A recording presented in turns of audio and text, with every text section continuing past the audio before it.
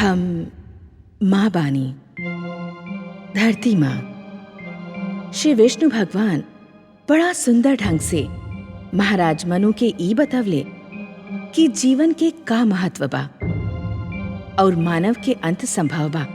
जीवन के ना, जीवन निरंतर चलत रहेला।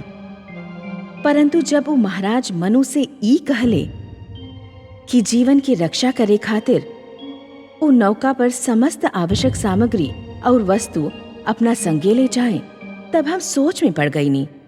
का श्री विष्णु भगवान ई कह के महाराज मनु के परीक्षा ले रहल बाड़े? का वो ई जानल चाहत बाड़े कि मनु कौन वस्तु, कौन सामग्री सबके जीवन खातिर आवश्यक समझेले? सुमेरु पर्वत पर महाराज मनु जौन कुछ अपना संगे ले जाए चाहले वो का होखी? तोहार ही भांति हमके भी प्रतीक्षा बा ओ घड़ी के जब मनु और शत्रुपा श्री विष्णु के दिहल नौका पर आवश्यक सामग्री रखल आरंभ करी है।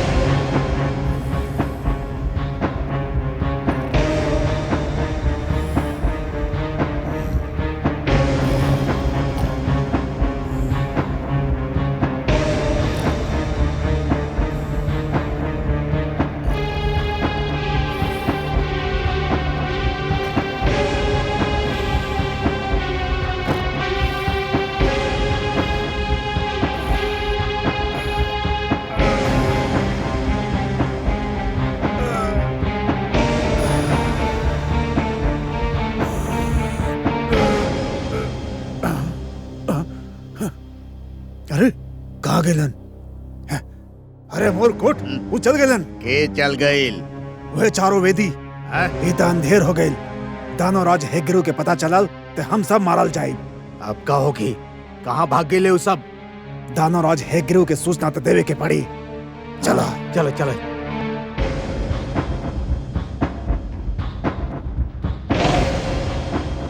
दुष्ट लोग, हम तोहार जेवा खींच ले। कहाँ गईले चारों? पता ना दानवराज, एक क्षण खातिर हमनी के पलक झपक गई, बस वही में वो लोग भाग गए। एक क्षण? अरे मूर्ख, एक क्षण में तो संसार के एक छोर से उस छोर तक पहुंच सकेले। जा शीघ्रता से ढूंढो उनके कारा। हम भी तोरा संगी चलत बानी। यदि वो क्षेत्र से बाहर निकल गईले तो फिर हमनी के हाथ ना आई हैं, और यदि वो हमनी के हाथ ना आई हैं तो हम तो सबके यमलोक पहुंचा दे।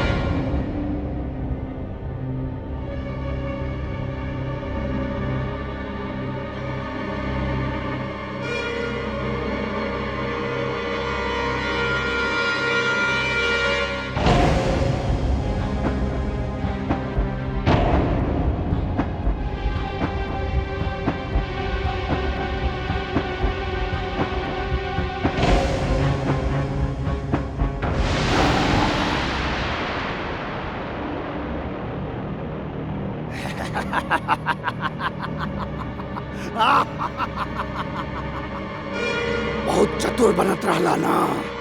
अभी निकालत पानी तू सबके चतुराई। हम काले रानी ना, यदि भागे के प्रयत्न कैला तो तू सबके मार डाला। अब हमके उहे करे के होखी। अपन भगवान विष्णु के जी भर के स्मरण करला। तोहार मृत्यु तो से उतने दूर बा जितना हमार खड़क से तोहार कंठ के दूरी।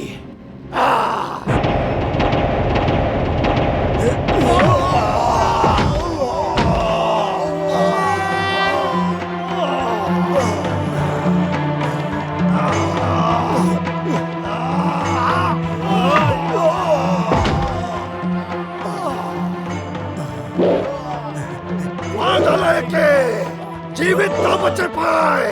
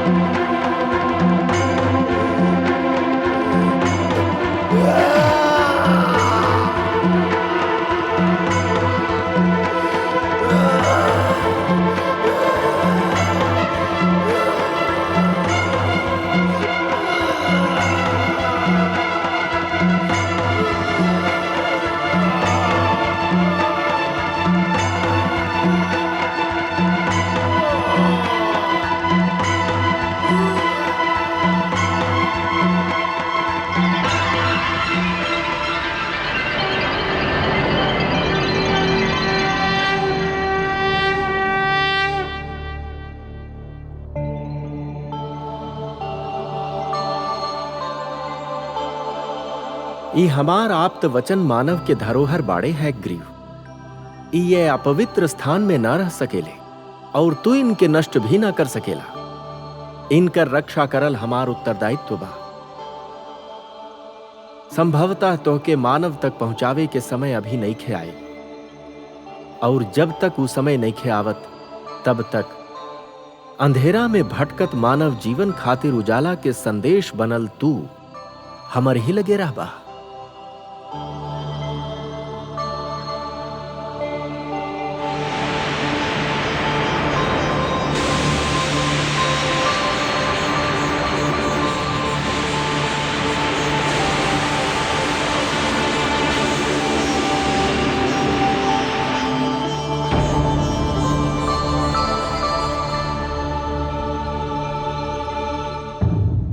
हम माँ बानी, धरती माँ।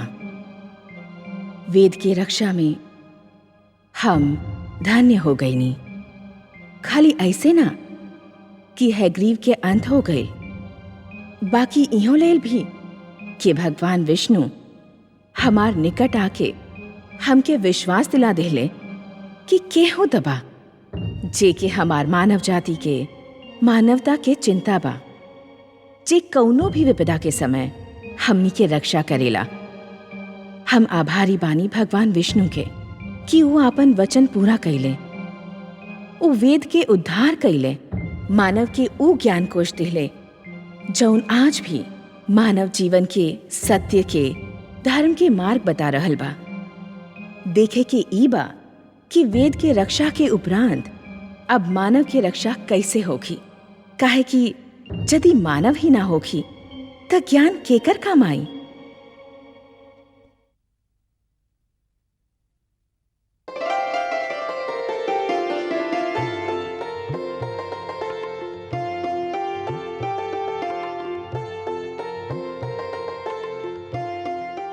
स्वामी, नौका के तल में सब आवश्यक वस्तु हम रख देले बानी।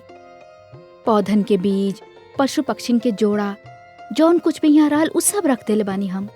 और हाँ, कोयल के एगो जोड़ा भी हम रख लेले बानी। ओकर कुक हमरा मन के बहुत भावेला। और काग के जोड़ा ऊ न रख लू तू? परंतु काग, ओकर बोली तो बहुत ही कर्कश होखेला, हमके तनिक बिना सुहाला। प्रिय, प्रकृति हमके जौन कुछ भी देले बा ऊ अकारण नहीं खे। ओकर कोनो न कोनो उपयोगिता अवश्य बा। कुछ वस्तु के उपयोगिता के ज्ञान हमनी के हो चुकल बा और कुछ वस्तु के उपयोगिता हमनी खातिर अभी तक रहस्य बनल बा। हाँ, परंतु उनकर उपयोगिता अवश्य बा। मानव मस्तिष्क के जैसे जैसे विकास होखत जाई, ई रहस्य खुलत जाई। परंतु काके का उपयोगिता बा स्वामी? काहे? जब हम कई कई दिन तपस्या करके घर लौटनी तब तू ही कहले रहलू कि तू पहले से जान गए रहलू कि हम आवे वाला बानी। हमार ई पूछे पर कि तू ही कैसे जाने लू, तू ही कहत रहलू कि मुंडेर पर कागा बोललस और तू समझ गयलू कि हम आ रहल बानी। ता काग के उपयोगिता तू स्वयं मान चुकल बाड़ू। तब तो हमके नौका में विशाला सर्प भी रखे के होगी स्वामी। अवश्य रखे के होकी देवी। कई गो ऐसन रोग बा जेकर औषधि विष बा। का सर्प के विष कई रोगन के औषधि नहीं खे? विषस्य विषोषधम। सुनले नहीं खू कि विष ही विष के औषधि बा। हमनी के कर्तव्य बा कि ए जल पलावन से जितना भी जीवन संभव होके बचा ली। उस सुंदर बा की कुरूप ई देखल हमनी के कार नहीं खे। सुंदरता और कुरूपता ता हमनी के दृष्टि के भेद बा। तो राउर संकेत ई बा कि सुखदायी वस्तु के साथे हमनी के दुखदायी वस्तु के भी बचाए के होखी, पुष्प के साथे कांटा के भी ले जाए के होखी। हमार इहे संकेत बा देवी। कांटा चुभेला, दुख देला, परंतु उहे ता पुष्प के रक्षा करेला। रचनाकार के रचना के महत्व के समझे खातिर दृष्टि में उदारता होखे के चाहिए। स्वार्थी दृष्टि मन और मस्तिष्क के छोट बना देले। पूर्णता खातिर आवश्यक बा कि सृष्टि बहुरंगी होखे। अनेकता में एकता हिता जीवन के सौंदर्य बा देवी। रउआ ज्ञानी बानी स्वामी, रउआ हमार आंख खोल देनी। हम अभी अपन भूल सुधार के आवतानी। ठहरा देवी, भूल के नाम लेके तो हमके भी हमार एगो भूल के स्मरण करवा देलू। का रउआ भी नौका में कुछ रखल भूल गईनी स्वामी? हाँ, हम जीवन के सबसे बड़ आवश्यकता के संगे लिहल भूल गइल बानी। किंतु का? हम नौका में शिक्षा रखल भूल गइल बानी। शिक्षा? हाँ देवी, हमनी के अपना संगे शिक्षा ना ले गई नी ता नया जीवन नया पीढ़ी के हमनी कहाँ भेंट देव। किंतु स्वामी, शिक्षा नौका में कैसे रखल जा सकेला? शिक्षा शिक्षक से मिलेला और सृष्टि में सप्तऋषि से बड़ शिक्षक और के बा। हमनी के ए जल पलावन से जौन कुछ भी बचावे के बा, ओमे शिक्षा के बचावल सबसे अधिक आवश्यक बा। शिक्षा के बचावे खातिर हमनी के नौका पर सप्तऋषि लोग के संगे लेवे के होगी। हाँ, और वो राउर भ्राता भी बाड़े, राउर कुटुंब के अंश और राउर परिवार के सदस्य।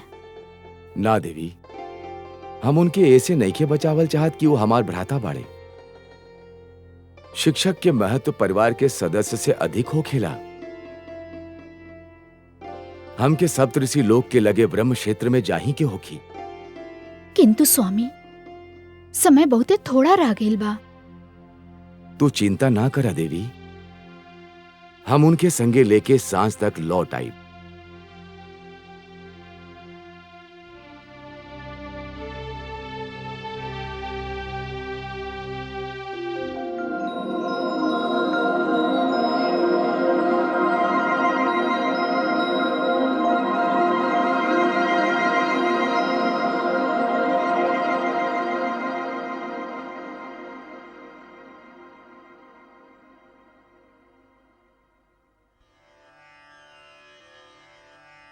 प्रणाम।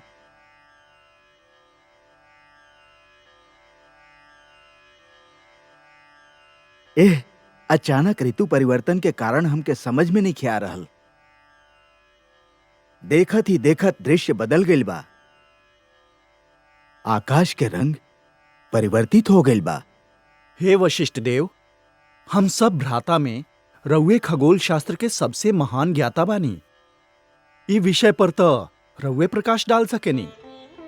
हमार ज्ञान और हमार अनुभव कहेला कि कोनो भयंकर बाढ़ आवे वाला बा, भारी जल पलावन होखे वाला बा, और यदि ऐसन भइल तो सारा धरती जलमग्न भी हो सकेला। तो फिर हमनी का करब? हमनी के तो धरती पर विद्या के प्रकाश फैलावे खातिर भेजल गेल रहे। तका हमनी के भी अंत समीप बा। हर आरंभ के एगो अंत निश्चित बा, और साधुजन उहे होखेलन जे अंत के स्वागत वही प्रकार करेलन जौना प्रकार आरंभ के स्वागत कइल जाला। हमरा के जे जीवन देहले रहे, यदि उहे हमार मृत्यु चाहेला ते हमनी के अपन मृत्यु जीवन के भांति गला से लगावे के होखी। परंतु हमने के कार्यता अभी तक समाप्त नहीं खे भइल। अभी तक मानव के शिक्षा के ज्ञान देवे के बा। ई सोचल हमनी के कार्य नहीं खे। हे वशिष्ठ देव, हमनी सब भ्राता में रउए श्रेष्ठ बानी। राउर मार्गदर्शन पाके हमनी सब आगे बढ़ेनी। तो फिर हमनी के योग समाधि लगा के ध्यान में मग्न हो जाए के चाहिए। मृत्यु आवे तो हमनी के अपन स्वागत करत पावे। राउर आदेश के पालन होखी।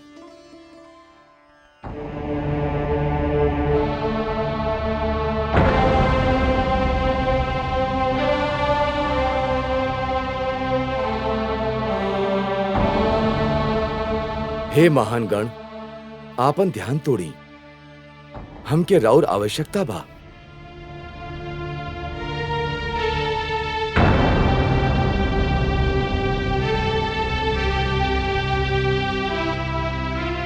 हम ब्रह्मपुत्र बानी, राउर अनुज।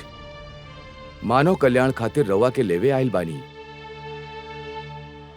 ए जल पलावन के उपरांत जौन जीवन आरंभ होखी, रउआ ना होखब ता वो अंधकार में भटके लागी।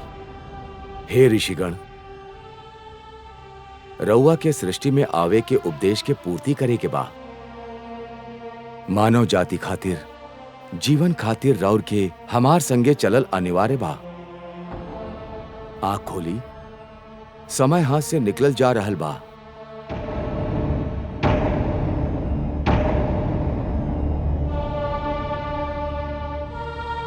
अनुज मनु, तू? हाँ भ्राताश्री, शीघ्र उठी। भयंकर जल पलावन होखे वाला बा। हम रउआ के लेवे आइल बानी।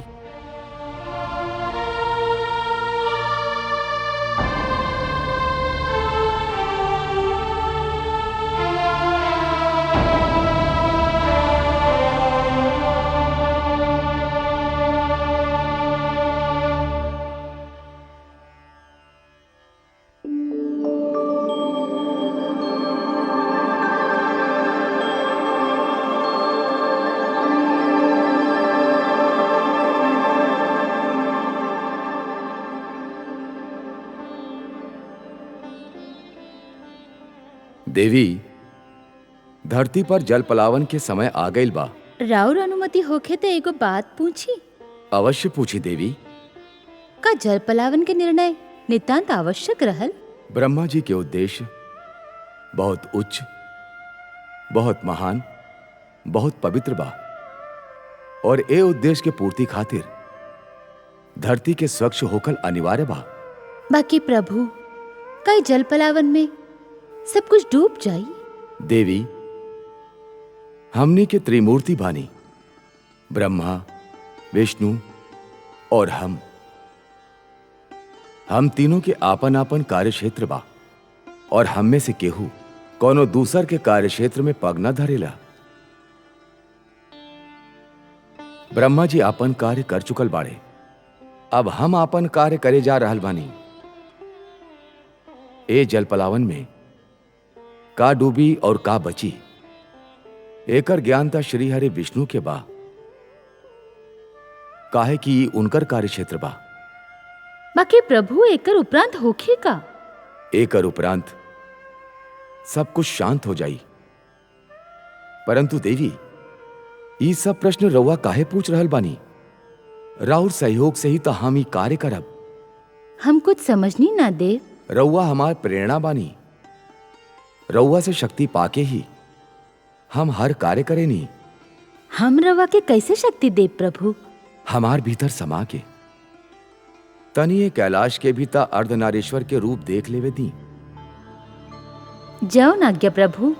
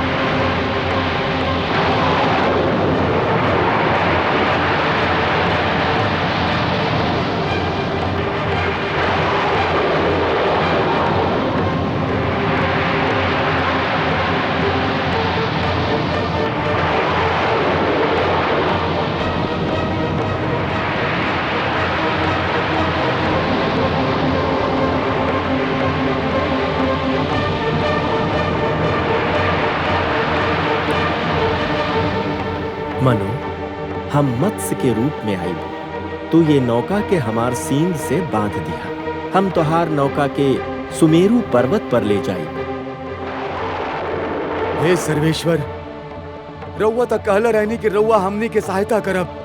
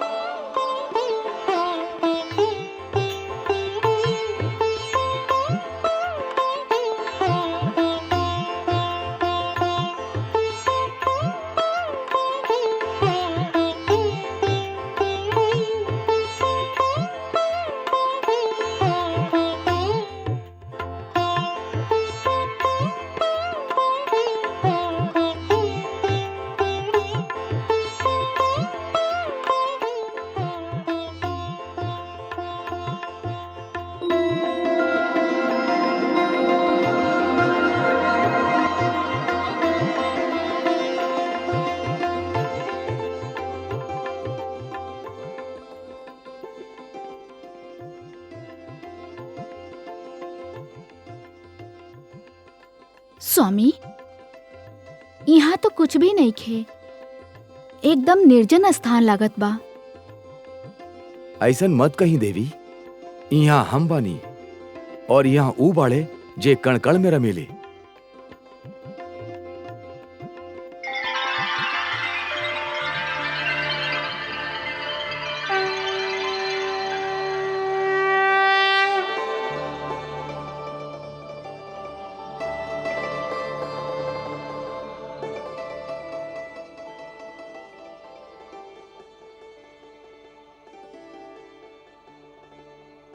हे नारायण, राउर दर्शन मिलल, नयन के भाग्य जाग गईल, आत्मा के प्यास बुझ गईल।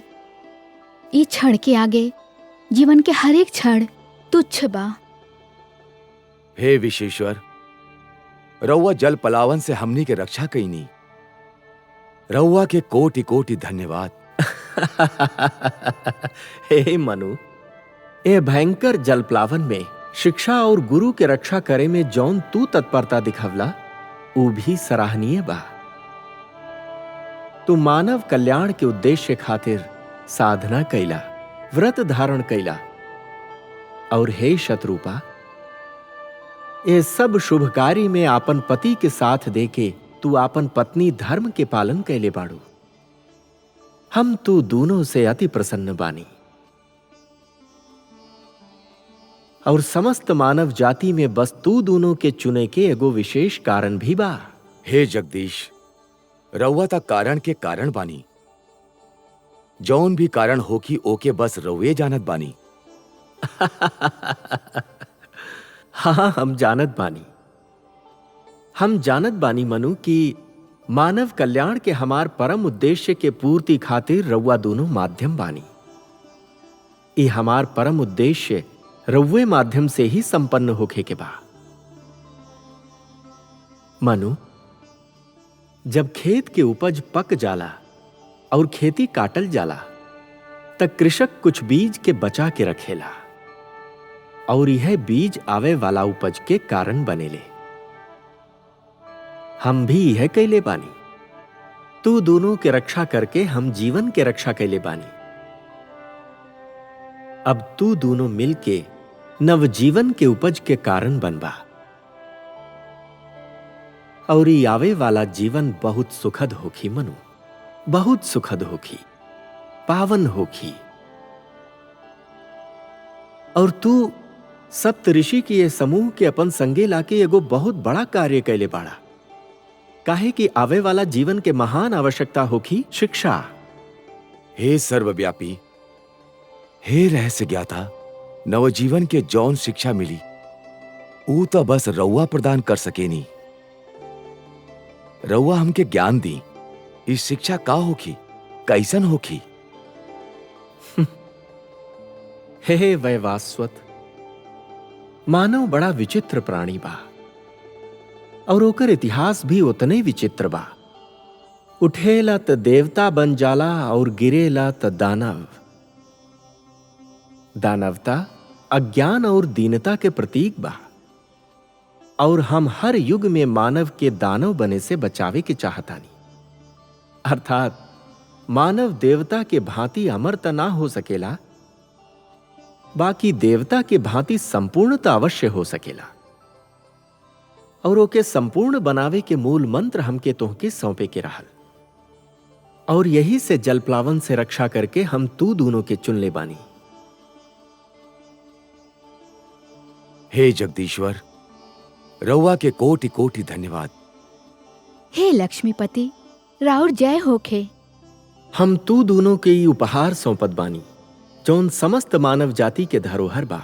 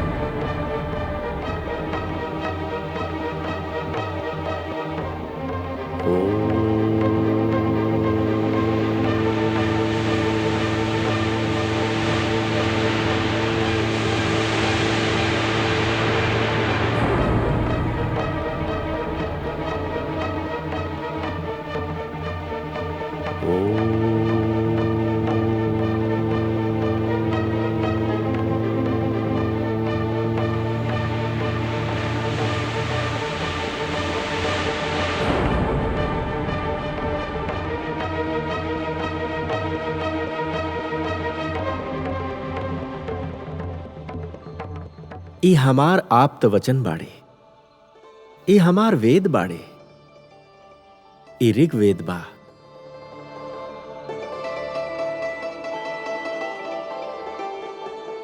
ई यजुर्वेद,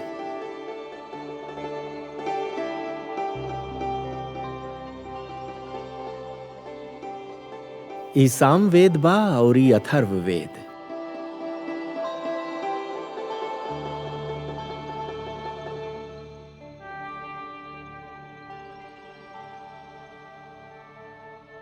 ये हमार सबसे बड़ा वरदान बाड़े, मानवता के ई हमार उपहार बा।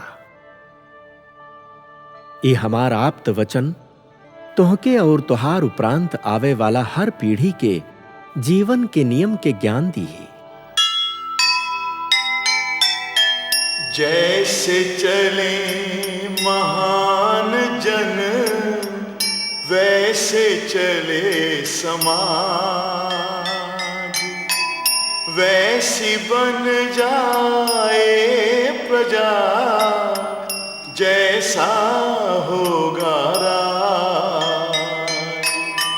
टूटी अगर परंपरा टूटेंगे आदर्श,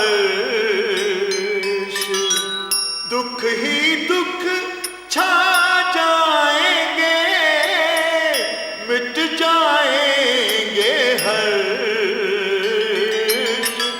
मिट जाएंगे हर्ष।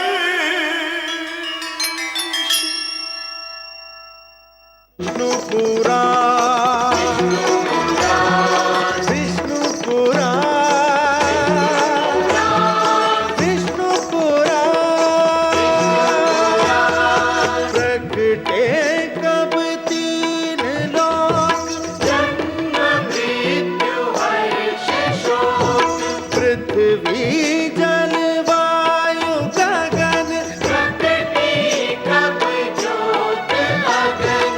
इस पुराण में है निहित जप तप और योग ध्यान, विष्णु पुराण